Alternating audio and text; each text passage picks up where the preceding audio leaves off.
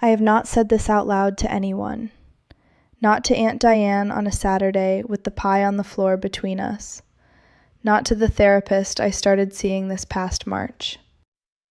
I am going to say it for the first time to you, because the next young Black mother in a hall like mine is 12 days from her own kitchen floor right now, and I owe her at least the words. I was 21 years old, baptized sister at the Decatur West Congregation of Jehovah's Witnesses in Atlanta. 3 years into my marriage to a brother named Trey Coleman, a ministerial servant being prepared for elder. And in the late spring of 2021, I walked up the concrete steps of an apartment off Candler Road, 10 days after a young Black sister in my hall had brought her first baby home from the hospital, with a casserole dish in one hand and a field service slip in the side pocket of my bag. I knocked. She answered. I did what I had been trained to do. Before I tell you what the elders did to that young Black mother days after she gave birth, what the cruelest unwritten rule in the truth actually looks like when it walks into your living room in a knit cardigan, I need you to understand that I was not standing in the doorway watching it happen. I was on the doorstep. I was holding the casserole. I will get to the slip, to the questions at her kitchen counter, to the page in the pink hardcover my mother gave me on my wedding morning that taught us all the words for it. Stay in the room with me.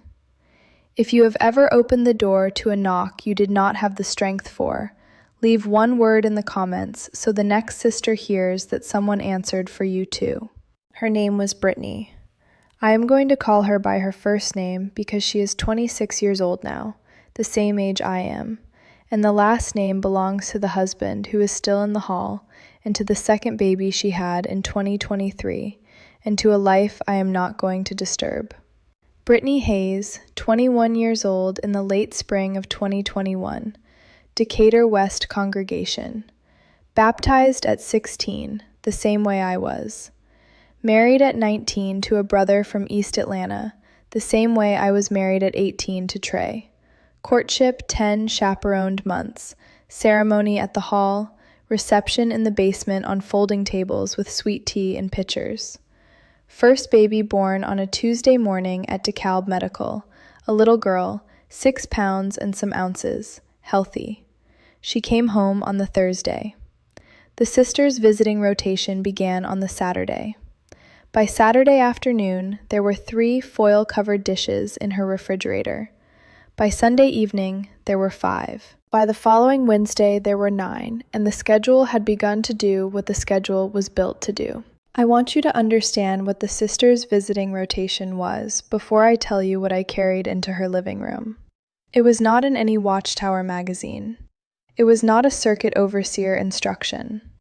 It was not written down anywhere I ever saw in writing. It was a habit.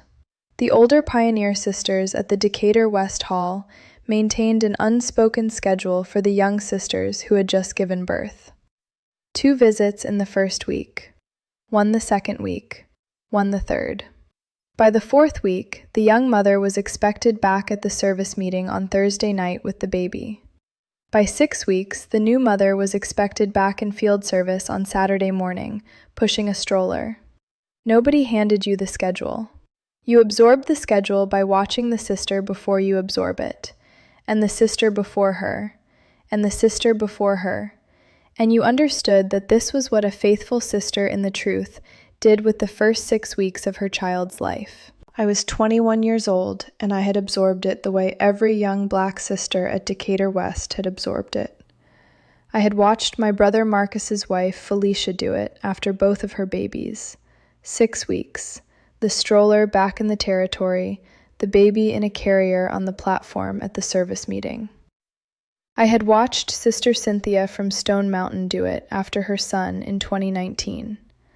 I had watched Imani Howard do it in 2021 after her first, in the year before we stopped speaking. She was on the morning shift in field service at 33 days postpartum, in a wrap dress that did not fit her shoulders yet. I had watched the sisters around me carry casseroles and examining the scripture's daily booklets up steps, just like the steps off Candler Road, for as long as I had been a baptized publisher. The rotation was the architecture of how women loved each other in the truth, and the architecture had a slip in its side pocket, and I had never once seen anyone refuse to carry the bag. So when Sister Coleman, my mother-in-law, Trey's mother, 62 at the time, regular pioneer 30 years, told me on a Wednesday night that the sisters had Brittany down for the Saturday visit and that she had put my name on the assignment for the second week follow-up, I did not ask why. I did not ask whether Brittany had asked for visitors. I did not ask whether 10 days was enough time for a woman to sleep. I went to the kitchen of the apartment Trey and I shared, and I took down the pink and white casserole dish my mother Marcia had given me on my own wedding morning, the matching dish my Aunt Diane had carried to my wedding luncheon before she was instructed to leave, and I made a chicken and rice the way Marcia had taught me to make it for a young sister who had just brought a baby home. I wrote Brittany's name and the date on a yellow post-it stuck to the lid. I put it in a paper grocery bag. I dropped the September Awake magazine into the bag on top of the foil. I dropped the field service slip into the side pocket of the bag because Sister Coleman had asked me to. The slip was the part of the visit that was never spoken aloud and never written down and never absent. The slip was the rotation. The casserole was the cover.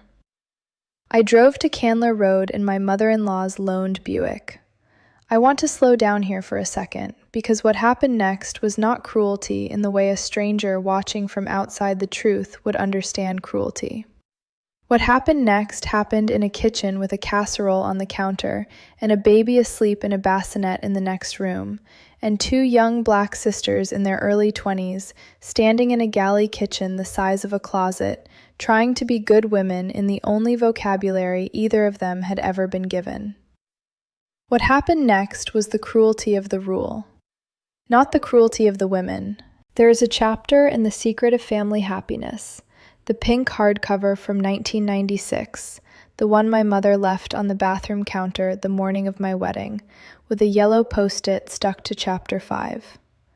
Chapter 6 is the one I want to tell you about right now. Chapter 6 is called Building a Successful Family.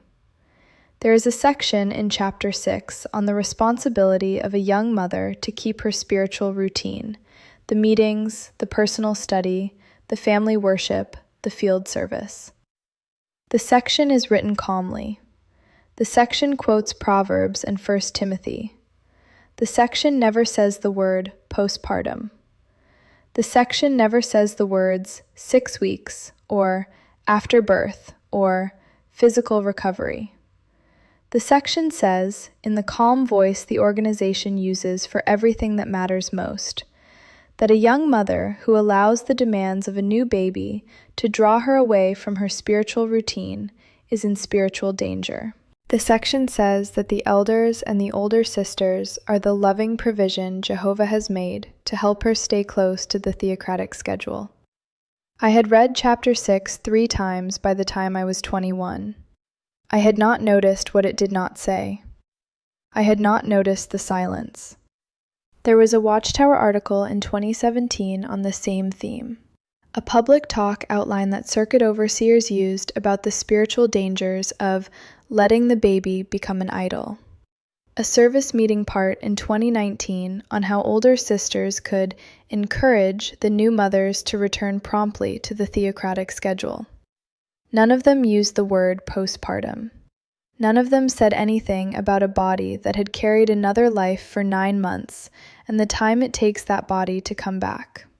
None said anything about depression, about hemorrhage, about milk supply or stitches, about the fact that a 21-year-old black woman who has just brought home her first baby is in the deepest reorganization a human body can go through, and that maybe, the most loving thing the older sisters could do for her is leave her alone for 60 days.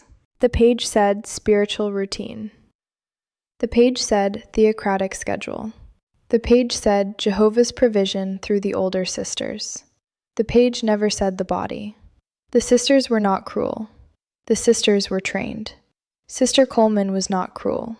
Sister Coleman was a 62-year-old black pioneer who had carried casseroles up steps for 30 years and had been thanked at memorial after memorial by brothers from the platform for her loving labor. And the loving labor was the rule. The rule was the cruelty. The page in the pink hardcover was the cruelty. The unwritten schedule the older sisters had absorbed and were passing down to the younger sisters one casserole at a time was the cruelty. Nobody at the Decatur West Hall in 2021 was setting out to harm Brittany Hayes. The hall did not need anyone to set out to harm her. The hall had a rule. The rule did the work. I want to give the rule a name now, because I did not have the name until I was 25 years old, and Aunt Diane said it to me on the kitchen floor of my Decatur apartment on a Saturday in March of 2025, with the sweet potato pie from the bakery on Memorial Drive on a plate between us. She called it the institutional return to routine. She said it slowly because she had had 22 years out of the truth to find the words for what had been done to the young black sisters in her own hall in the 1980s and 90s. The same rule, the same casseroles, the same slips in the side pockets of the bags. The institutional return to routine. The unwritten doctrine that a woman's body and a woman's grief and a woman's hour-by-hour recovery from the hardest thing a body can do are spiritual variables to be managed back to the theocratic schedule by the loving provision of the older sisters and the visiting elders. The page never said postpartum. The page said spiritual. I knocked on Brittany's door at 12 days. I was supposed to be on the 3rd week visit, and I knocked on the 2nd week door. Sister Coleman corrected me later on the phone, but I was there. Brittany opened the door in gray sweatpants and one of her husband's t-shirts. Her hair was tied up in a satin scarf. The skin under her eyes was the color of old plums. She had not slept more than 90 minutes consecutive since Thursday. She tried to smile. She said, "Sister Naomi, come on in." I came on in. I set the casserole on her counter. I took the September Awake out of the bag and told her the lead article was on raising children with Bible principles and that Sister Coleman thought she might enjoy it. What happened next is the title of this story. I am going to tell it to you exactly, in the order it happened, in the same calm voice I have learned to use for everything that matters most. Brittany leaned against her kitchen counter with one hand on the edge of the sink, and she told me, in the voice of a woman who had been a baptized sister for 5 years and knew her catechism, that she was sorry she had missed the Thursday service meeting. I told her there was nothing to be sorry for. She said the baby had been up. I told her of course. And then she asked me, this is the sentence I have carried with me for 5 years. She asked me whether the brothers had said anything about her not being there. I took the field service slip out of the side pocket of my bag. I set it on her dining table next to the Awake. I said Sister Coleman had thought maybe by next Saturday she might feel up to an hour on the morning shift. Just the morning shift, just to be seen. I said the territory was nearby. I said the weather was supposed to be mild. I said we would all be so glad to have her back. I asked her how her personal study was going. I asked whether she had read the week's Watchtower study article. I asked whether her husband had been able to keep up the family worship since the baby came. I asked if there was anything spiritually she was struggling with. I did not raise my voice. I sat at her dining table with a hand on the casserole lid and asked these questions in the voice of an older sister giving a young sister loving encouragement. I had been taught love this way. Brittany answered every question. Yes, Sister Naomi. No, Sister Naomi. Please tell Sister Coleman I will try. Please tell the brothers I will be there next Thursday. 12 days postpartum.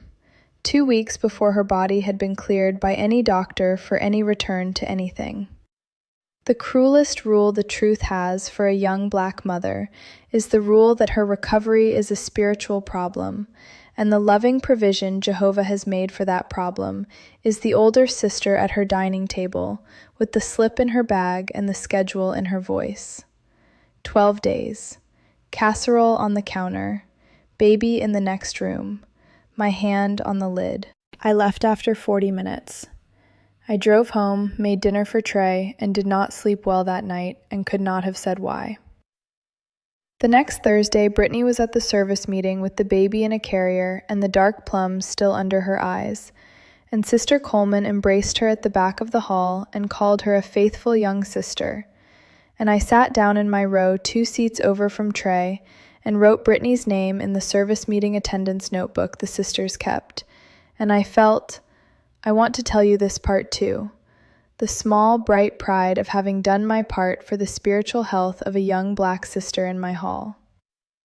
I want to tell you what I did not know yet at 21, sitting in that row with Brittany's name on my notebook line.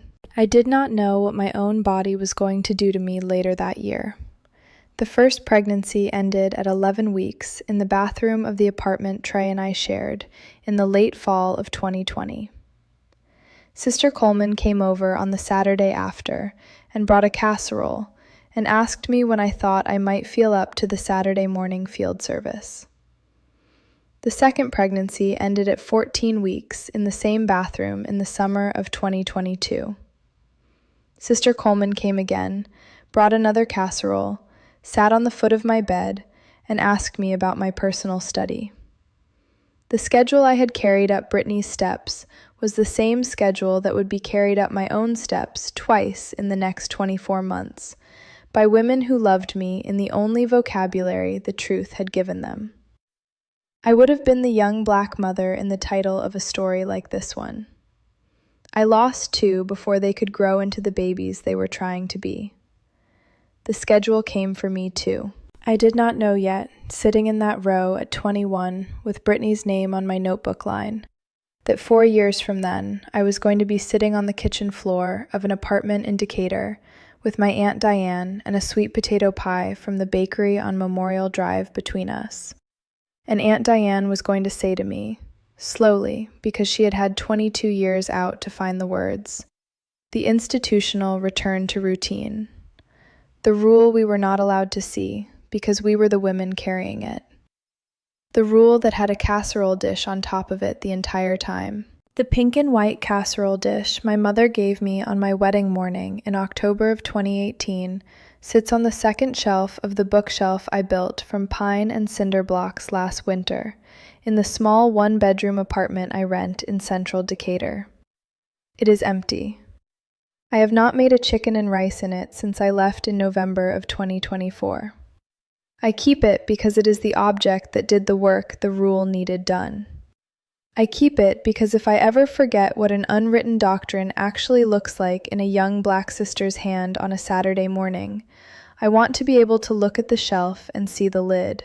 Aunt Diane called me on a Tuesday evening in March of 2025, 2 weeks after the kitchen floor conversation about the institutional return to routine. She had run into a woman at the Eastlake Kroger who knew Brittany Hayes' mother. Brittany had had her second baby in the summer of 2023, a little boy. She was back in field service 4 weeks postpartum, and Sister Coleman had called her a model of spiritual recovery from the platform.